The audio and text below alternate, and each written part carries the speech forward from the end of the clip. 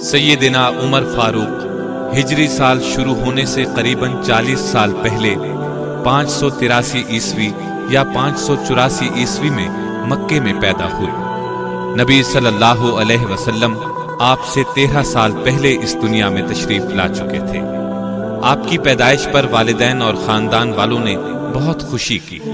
ماں باپ نے نام عمر رکھا، کنیت ابو حفص تھی، لقب فاروق تھا۔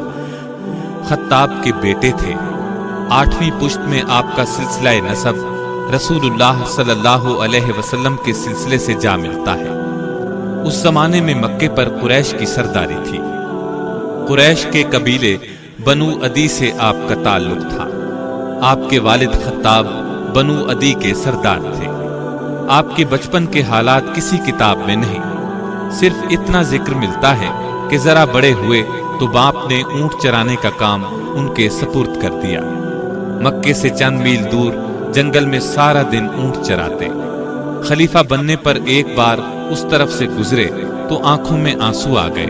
فرمانے لگے، اللہ اکبر، ایک زمانہ وہ تھا کہ میں نمدے کا کرتا پہنے یہاں اونٹ چرایا کرتا تھا۔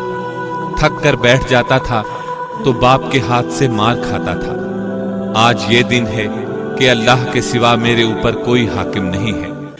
آپ جوانی کی عمر کو پہنچے تو لکھنا پڑھنا سیکھ لیا۔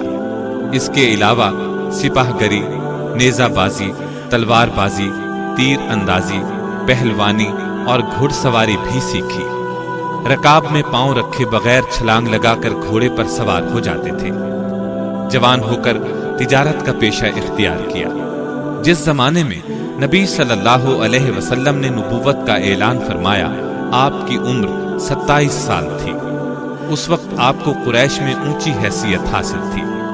باپ دادا کے مذہب پر سختی سے جمے رہے، زور شور سے اسلام کی مخالفت شروع کر دی، یہاں تک کہ نبی صلی اللہ علیہ وسلم کو قتل کرنے کے ارادے سے نکلے۔ ہاتھ میں ننگی تلوار تھی۔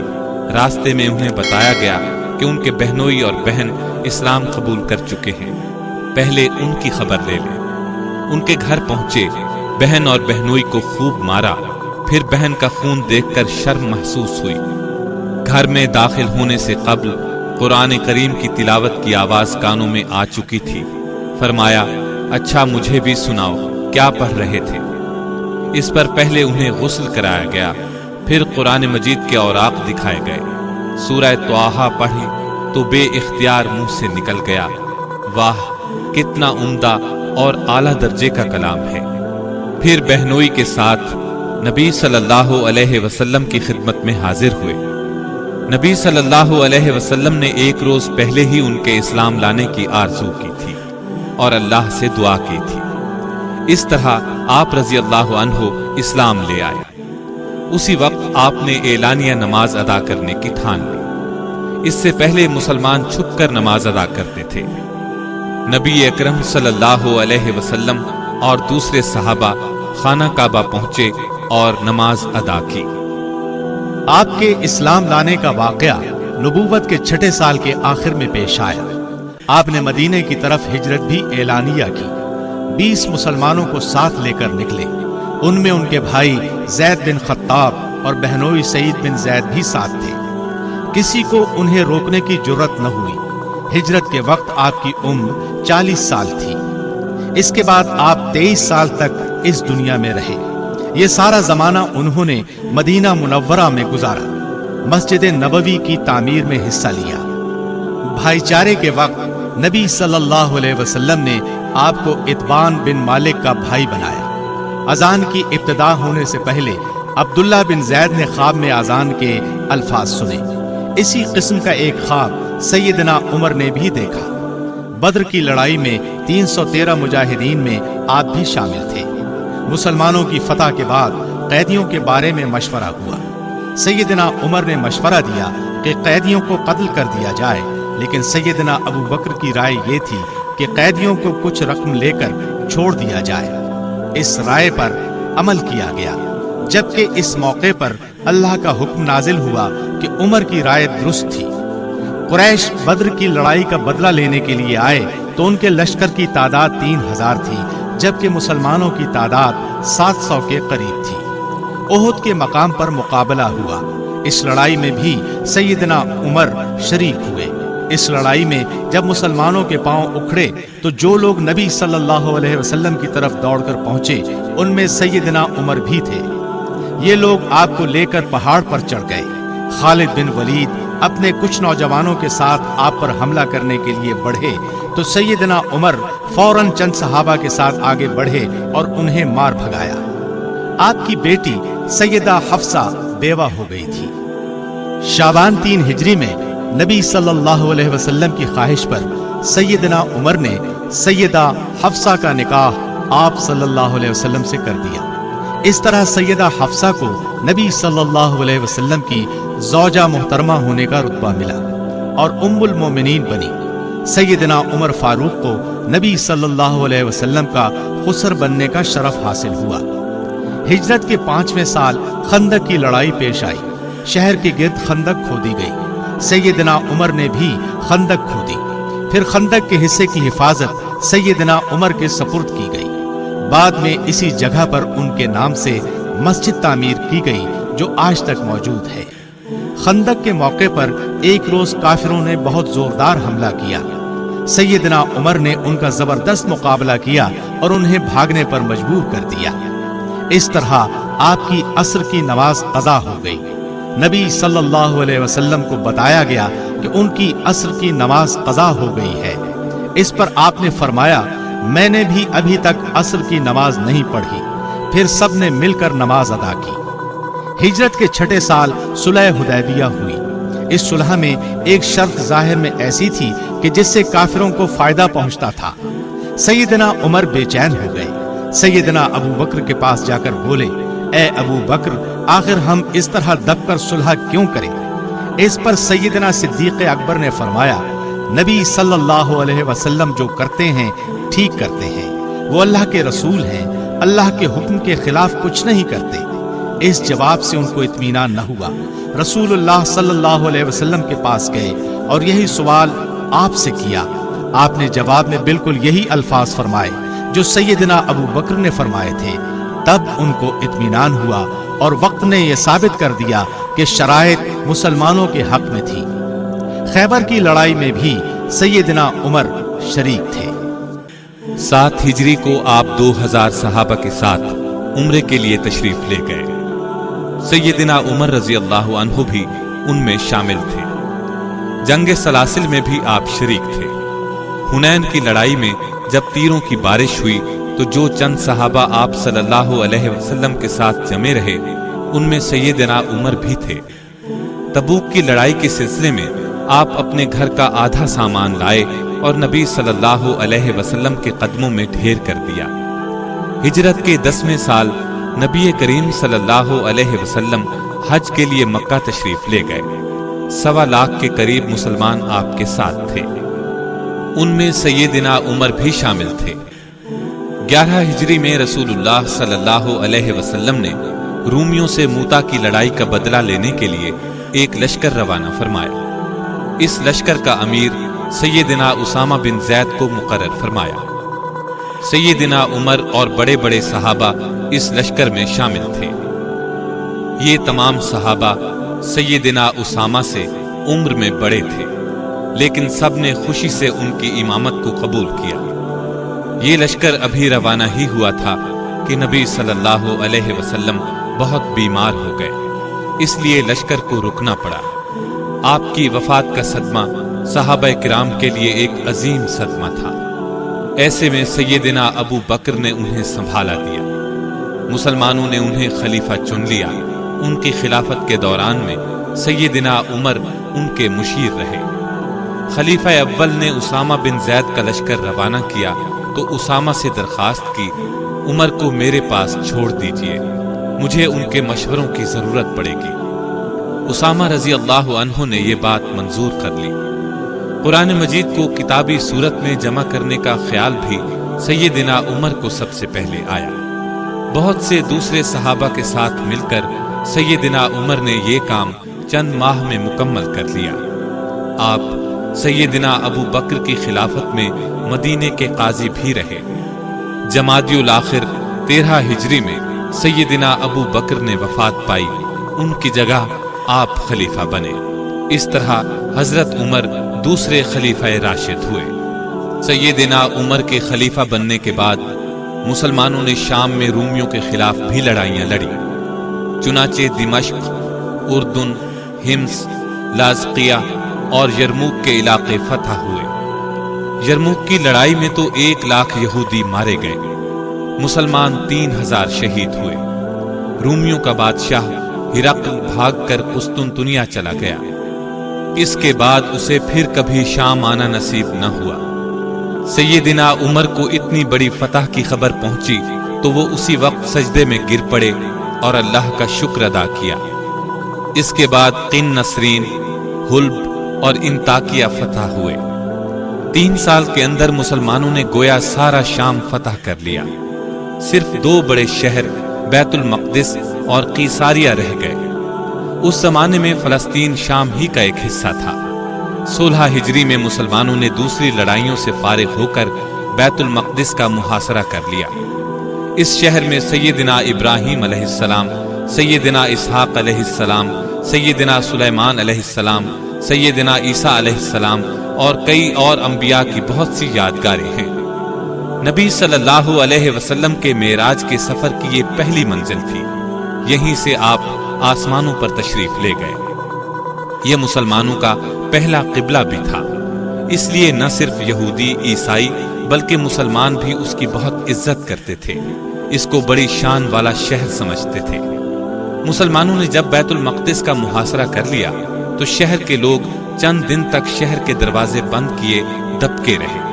फिर उन्होंने सैयदना अबू उबैदा को पैगाम भेजा कि हम शहर मुसलमानों के हवाले करने के लिए तैयार हैं, लेकिन शर्त यह है कि मुसलमानों के खलीफा खुद यहां आएं और हमसे सुलह का मुआहदा करें। सैयदना अबू उबैदा ने यह बात सैयदना उमर को लिख भेजी।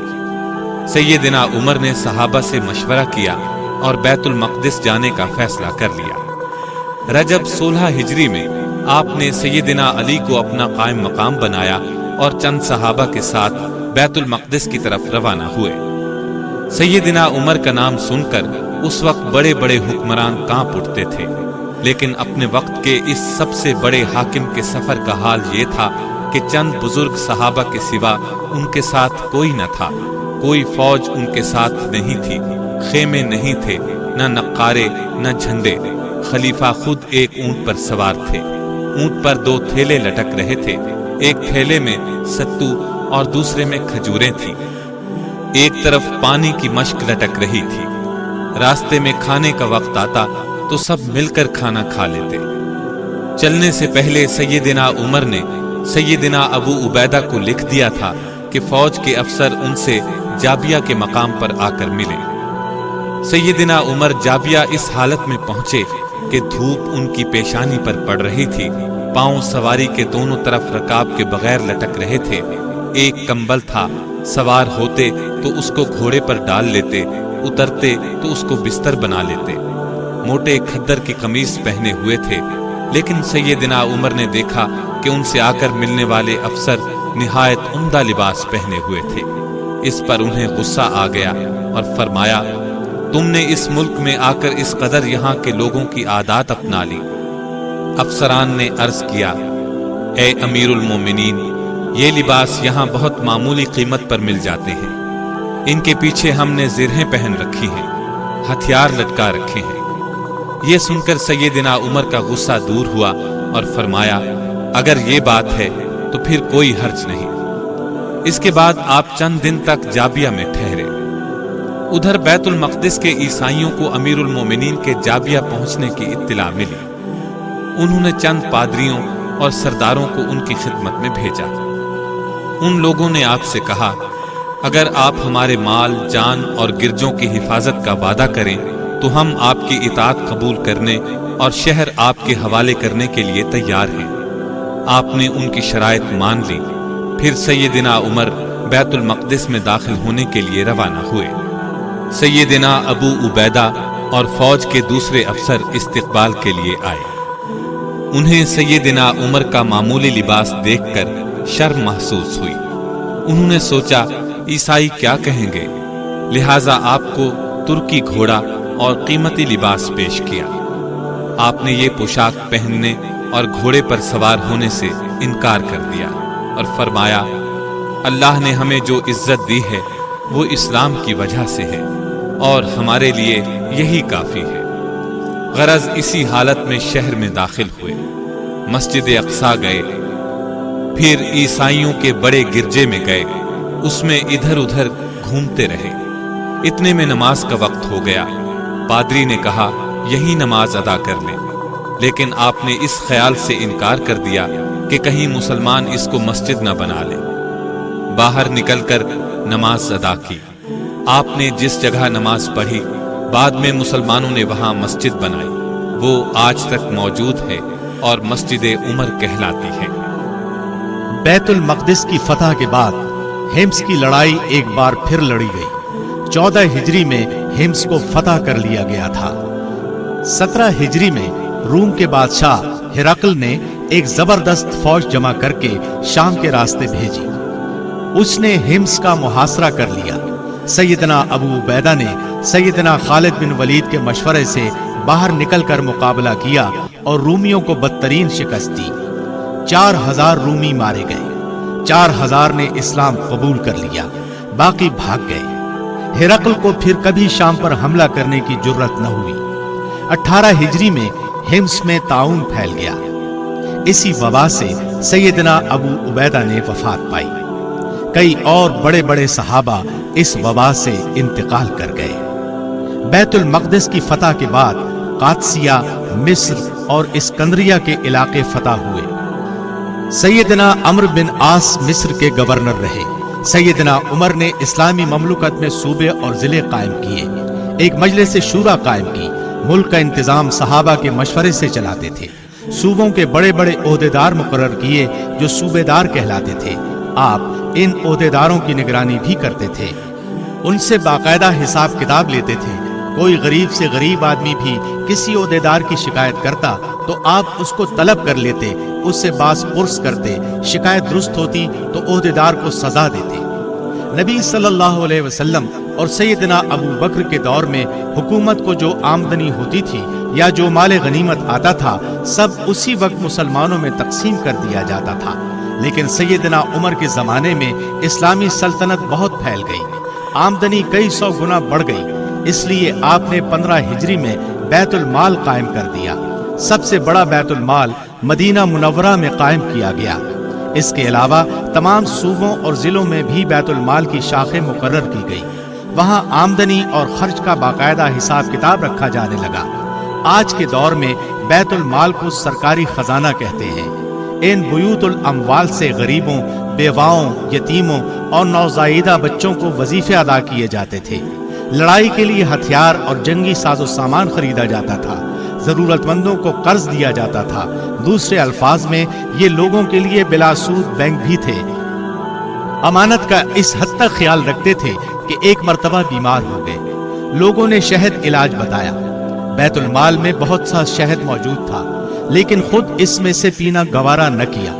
لوگوں کو مسجد نبوی میں جمع کیا، ان سب سے کہا مجھے اپنے علاج کے لیے تھوڑے سے شہد کی ضرورت ہے، اگر آپ اجازت دیں تو میں بیت المال سے لے لوں۔ لوگوں نے خوشی سے اجازت دے دی، تب آپ نے شہد لیا۔ عدل و انصاف کا آپ نے اس درجہ خیال رکھا کہ کسی کا بھی لحاظ نہ کیا۔ محکمہ عدل و انصاف قائم کیا، قاضی مقرر کیے۔ اس کے علاوہ افتاء کا محکمہ قائم کیا۔ اس محکمے سے لوگ شرعی مسائل معلوم کیا کرتے تھے اور وہاں سے فتوے جاری ہوتے تھے۔ فتویٰ جاری کرنے کے لیے جن صحابہ کو مقرر کیا ان کے نام یہ ہیں: سیدنا عثمان، سیدنا علی، سیدنا عبد الرحمن بن عوف، سیدنا ابی بن کعب، سیدنا معاذ بن جبل، سیدنا زید بن ثابت، سیدنا ابو درداء اور سیدنا ابو ہریرہ رضی اللہ عنہ۔ پھر پولیس کا محکمہ قائم کیا، جیل خانے بنوائے۔ رعایا کی خبر گیری رکھنے میں تو آپ بہت شہرت رکھتے ہیں۔ ہر نماز کے بعد مسجد کے صحن میں بیٹھ جاتے، ہر شخص بلا روک ٹوک اور بغیر کسی خوف کے آپ کو اپنی شکایت سنا سکتا تھا۔ سنت کی خلاف ورزی آپ کو بہت ناگوار گزرتی تھی۔ ایک شخص کو دائیں ہاتھ سے ناک صاف کرتے دیکھا تو فوراً اسے ٹوک دیا۔ جب آپ کو خنجر کے وار کر کے شدید زخمی کر دیا گیا اور آپ پر نزع کی حالت طاری تھی، اس وقت ایک نوجوان آپ سے ملنے آیا۔ وہ واپس جانے لگا تو آپ کی نظر اس کے لباس پر پڑی۔ لباس ٹخنوں سے نیچے تھا۔ فوراً اسے واپس بلایا اور فرمایا، اپنا لباس ٹخنوں سے اوپر کر لو، اس لیے کہ رسول اللہ صلی اللہ علیہ وسلم نے فرمایا ہے لباس ٹخنوں سے اوپر ہونا چاہیے، ورنہ وہ حصہ آگ میں جلے گا۔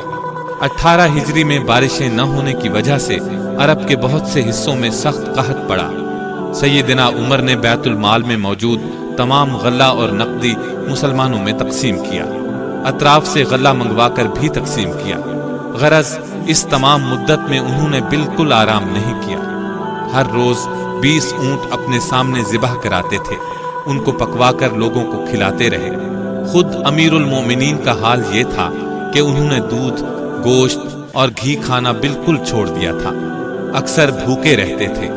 آپ نے اپنے دور میں حرم کعبہ اور مسجد نبوی کو وسیع کروایا، مساجد تعمیر کروائیں، مردم شماری کا محکمہ قائم کیا، سکہ جاری کیا، سن ہجری قائم کیا، فوجی نظام قائم کیا۔ آپ کے دور میں علم کی روشنی سارے ملک میں پھیل گئی۔ آپ قرآن کی تعلیم کو دین کی بنیادی ضرورت سمجھتے تھے، اس لیے انہوں نے قرآنی تعلیم کو سارے ملک میں پھیلانے کی زبردست کوشش کی۔ جگہ جگہ مدرسے قائم کیے، ان میں بچوں اور بڑوں کو تعلیم دی جاتی تھی۔ اس کے ساتھ حدیث کی تعلیم بھی دی جاتی تھی، فقہ کی تعلیم کا بھی انتظام کیا گیا تھا۔ آپ کے دور میں شام، عراق وغیرہ فتح ہوئے۔ 23 ہجری میں آپ نے حج کیا۔ حج سے فارغ ہو کر مدینے آئے۔ صرف چند دن بعد ابو لولو فیروز یہودی نے خنجر سے آپ پر وار کیے۔ مسلمانوں نے اس کا راستہ روکا تو کئی مسلمانوں کو زخمی کرتا ہوا بھاگا، مگر پکڑا گیا اور خود اپنے پیٹ پہ خنجر مار کر جہنم رسید ہوا۔ 7 دوسرے مسلمان شہید ہوئے۔ سیدنا عمر ان زخموں سے 27 ذوالحجہ 23 ہجری کو زخمی ہوئے، 1 محرم کو شہید ہوئے۔ عمر اس وقت 63 سال تھی۔ انا للہ و انا الیہ راجعون۔ نماز جنازہ صہیب رضی اللہ عنہ نے پڑھائی۔ ابو بکر رضی اللہ عنہ کے پہلو میں دفن کیے گئے۔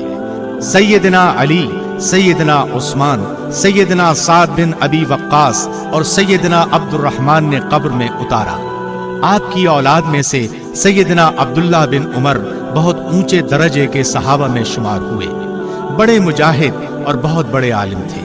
آپ پر اللہ کا خوف ہر وقت طاری رہتا تھا، عبادت کا بہت شوق تھا، رات بھر جاگ کر بڑی عاجزی کے ساتھ نماز پڑھتے رہتے تھے۔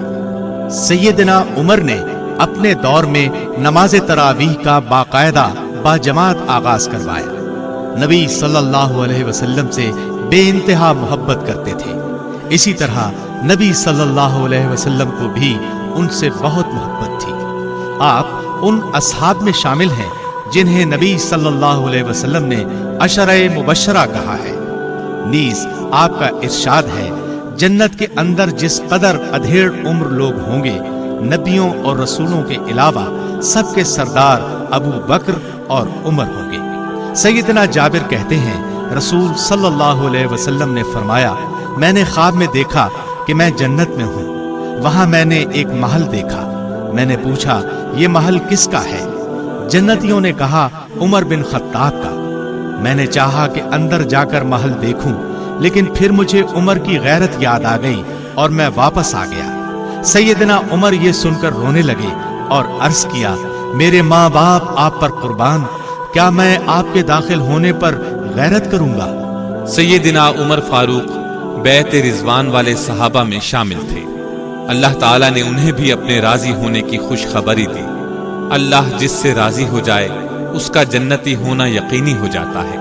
پھر آپ کو اللہ تعالیٰ نے شہادت نصیب فرمائی۔ شہید ہونے والوں کے بارے میں ہمارا ایمان ہے کہ وہ جنتی ہیں۔ نبی صلی اللہ علیہ وسلم ابو بکر اور عمر کا ذکر اپنے ساتھ اس طرح فرمایا کرتے تھے، میں تھا اور ابو بکر و عمر تھے، میں نے فلاں کام کیا، ابو بکر و عمر نے کیا، میں گیا اور ابو بکر و عمر گئے، میں فلاں بات پر ایمان لاتا ہوں اور ابو بکر و عمر ایمان لاتے ہیں۔ سیدنا انس بیان فرماتے ہیں، رسول اللہ صلی اللہ علیہ وسلم جب صحابہ کے درمیان تشریف رکھتے تو ابو بکر و عمر کے سوا کوئی آپ پر نظر اٹھا کر نہیں دیکھ سکتا تھا۔ ابو بکر و عمر نبی صلی اللہ علیہ وسلم کی طرف دیکھ کر مسکرایا کرتے تھے اور آپ ان کی طرف دیکھ کر مسکراتے تھے۔ سیدنا ابن عمر فرماتے ہیں کہ رسول اللہ صلی اللہ علیہ وسلم نے فرمایا، اللہ تعالیٰ نے حق کو عمر کی زبان پر جاری اور دل میں راسخ کر دیا ہے۔ ایک مرتبہ عمرو بن عاص نے رسول اللہ صلی اللہ علیہ وسلم سے دریافت کیا، اے اللہ کے رسول صلی اللہ علیہ وسلم، آپ کو سب سے زیادہ کس سے محبت ہے؟ آپ نے فرمایا، عائشہ سے۔ انہوں نے کہا، مردوں میں سے سب سے زیادہ محبت کس سے ہے؟ آپ نے فرمایا، ان کے والد سے، یعنی ابو بکر سے۔ انہوں نے پھر پوچھا، پھر کس سے محبت ہے؟ آپ نے فرمایا، عمر بن خطاب سے۔ ایک بار رسول اللہ صلی اللہ علیہ وسلم نے سیدنا عمر سے مخاطب ہو کر فرمایا، اے عمر، اس ذات کی قسم جس کے قبضے میں میری جان ہے، جب شیطان تمہیں کسی راستے پر چلتے ہوئے دیکھتا ہے تو تمہارا راستہ چھوڑ کر دوسرا راستہ اختیار کر لیتا ہے۔ اللہ تعالیٰ کی آپ پر ہزارہا رحمتیں نازل ہوں۔